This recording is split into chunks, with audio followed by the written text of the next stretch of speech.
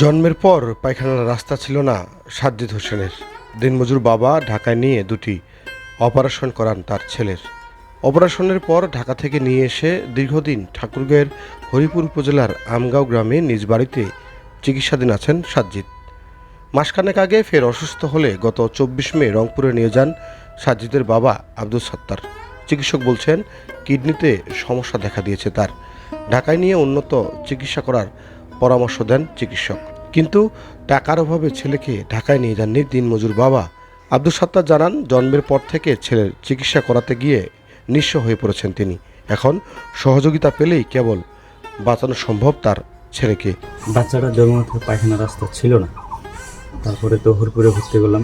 2 দিন পরেই 3 দিনের দিন রাত্রে উল্টা পুল্টা দেখতেছে ডাক্তার বা নিজেরাই পায়খানা রাস্তা নাই। এখান থেকে ঠাকুরের সানাদের দিলাম, সেখান থেকে তারপরে রিলিজ দিল সরাসরি রংপুরে যে তখন এমার্জেন্সি অপারেশন 4 দিনের বাচ্চা। তারপরে চিকিৎসা করে ফের আবার 2-2.5 বছর পরে তখন ফের আরেকটা অপারেশন। সেই অপারেশনটা আবার 2016 সাল। এভাবে ট্রিটমেন্ট হতেই থাকে, চলে, ভালোই থাকে। তারপরে আপনার আরও অনেক সমস্যা হয়, যাই আসি আমাদের মনে করেন যে ভর্তি হয়ে থাকে। সব মিলেই এভাবে চিকিৎসা করতে করতে আল্লাহ পর্যন্ত নিয়ে আসলো। বাচ্চার বয়স এখন 10 বছর। তারপরে রোজার ঈদের পর থেকে সমস্যা, এদিকে আর্থিক ভর্তি হতে পারেনি, ভরপুর টরপুরে ভর্তি করে এরা আবার দিল ওই ডাক্তারের কাছে। ওখানে গেলাম, ওখানে যাই ফের চিকিৎসা করে ওষুধ পানি লেখা টেখে আসলাম।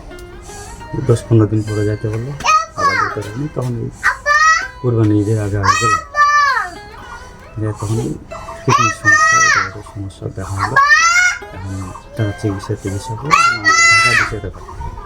এখন ঢাকা যাওয়ার মতন লোকজন নাই, যা ছিল বাচ্চার চিকিৎসা জন্ম থেকে সেই পর্যন্ত যে আল্লাহ পর্যন্ত আমরা নিয়ে আসছে আত্মীয় স্বজন মিলে।